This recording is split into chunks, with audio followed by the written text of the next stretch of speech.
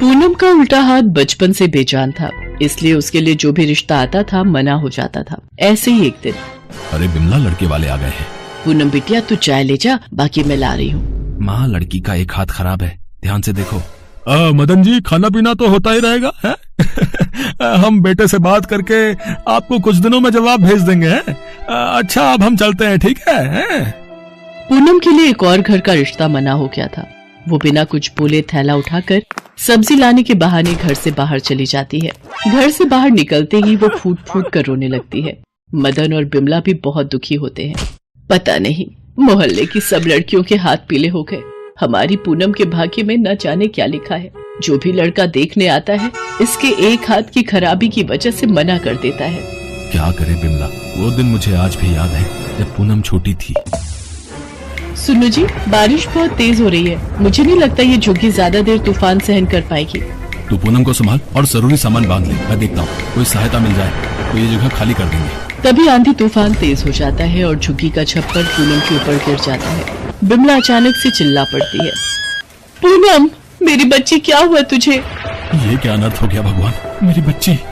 बिमला और मदन पूनम को उठाकर डॉक्टर के पास जाते हैं।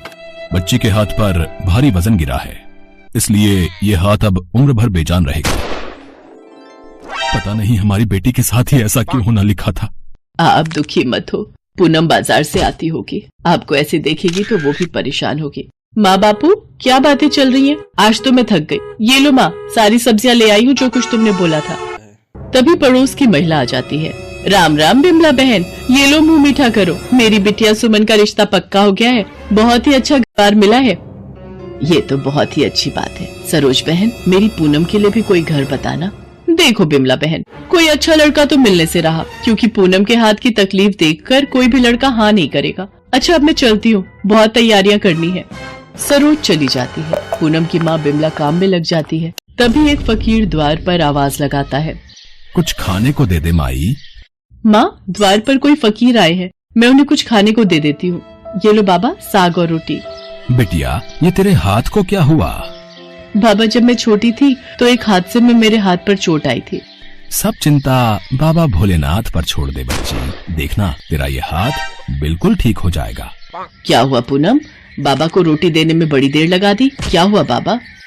सब चिंता बाबा भोलेनाथ पर छोड़ दे बच्ची, देखना तेरा ये हाथ बिल्कुल ठीक हो जाएगा। बाबा, इसकी सारी सहेलियों की शादी हो गई। इसका बेजान हाथ देखकर सब लड़के मना कर देते हैं। पता नहीं इसका भाग्य कब खुलेगा। बिटिया, तेरी सारी चिंताओं की मुक्ति इस श्रावण मास में हो जाएगी। तू भोले बाबा के सावन के सोमवार व्रत रख, श्रद्धा भक्ति से पूजन कर। सावन का महीना भगवान शंकर को अति प्रिय है। जो कोई भी सच्चे मन से श्रावण मास में उनकी पूजा करता है, वो उस भक्त की सभी इच्छाएं पूरी करते हैं। और हाँ बेटी, भोलेनाथ के आशीर्वाद से देखना, इस बार तुम अपने माता पिता के साथ कांवड़ यात्रा भी करोगी। बाबा, मैं ये सावन के सोमवार व्रत जरूर रखूंगी। पूनम भगवान शिव के सावन मास में सोमवार व्रत रखने लगी। सावन मास में सुबह उठकर वो शिव मंदिर में जाकर पूजा पाठ करती और शिवलिंग पर जल चढ़ाती। एक दिन पूनम मंदिर में पूजा के लिए पहुंची। तभी, अरे कोई मेरी मदद कर दो, ये सामने कुएं से पानी निकाल दो, मुझे शिवलिंग पर जलाभिषेक करना है, कोई मेरी मदद कर दो। क्या हुआ बाबा, आप कुछ परेशान दिखाई दे रहे? बेटी, आज सावन मास की शिवरात्रि, मुझे कुएं के जल से ही शिवलिंग पर जल से अभिषेक करना है, पर मैं वृद्ध हूँ, कुएं में से पानी निकालने में असमर्थ हूँ। क्या तुम मेरी सहायता करोगी?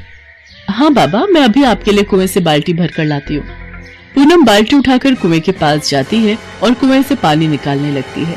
उसे याद ही नहीं रहता कि उसका उल्टा हाथ तो काम ही नहीं करता, पर वो दोनों हाथों से पानी की बाल्टी खींच लेती है और उस बूढ़े व्यक्ति के पास ले जाने लगती है। तो बूढ़ा व्यक्ति वहाँ नहीं होता। पूनम अपने दोनों हाथों की ओर देखती है। जो उल्टा हाथ बरसों पहले अपाहिज हो गया था, आज उसने उसी हाथ से कुएं से पानी निकाला। वो भागती हुई घर जाती है। माँ देखो, मेरा हाथ ठीक हो गया। भगवान भोलेनाथ ने मेरा हाथ ठीक कर दिया। क्या ये इतना बड़ा चमत्कार? हे शिव शंकर, आपका ये कैसा अनोखा चमत्कार है प्रभु। मेरी बिटिया का हाथ ठीक हो गया, भगवान आपकी महिमा अपार है। पूनम बिमला और मदन को मंदिर में घटी सारी घटना विस्तार से बताती है। पूनम, वो भगवान शंकर की ही कोई लीला थी। जो तुम्हारा हाथ ठीक करने के लिए उन्होंने रची थी। स्वयं भगवान शिव तुम्हारी मदद के लिए आए बेटी। ये सब सावन मास के सोमवार व्रत का फल है। सच में भोलेनाथ के सावन के सोमवार व्रत बहुत ही फलदायी है। तूने उन फकीर बाबा के कहने पर ये व्रत रखे और आज ये चमत्कार हो गया। तभी वो फकीर बाबा आ जाते हैं।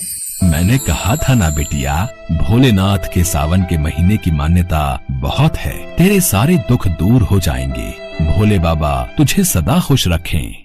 देखते ही देखते वो फकीर बाबा भी ओझल हो गए। पूनम के दुख दूर हो चुके थे। वो अपने पिता से कहती है, बापू मैं भी कांवड़ यात्रा पर जाना चाहती हूँ, चलोगे ना? मुझे शिव जी का जलाभिषेक करना है। हाँ बेटी, हम कांवड़ का जल लेने जरूर जाएंगे। बिमला और मदन पूनम को लेकर कांवड़ यात्रा के लिए जाते हैं। पूनम हरिद्वार से जल लाकर शिव मंदिर में शिवलिंग की पूजा अर्चना करती है। कुछ दिनों बाद मदन और बिमला एक अच्छा लड़का देखकर पूनम की शादी कर देते हैं। पूनम को एक सुयोग्य वर की प्राप्ति होती है।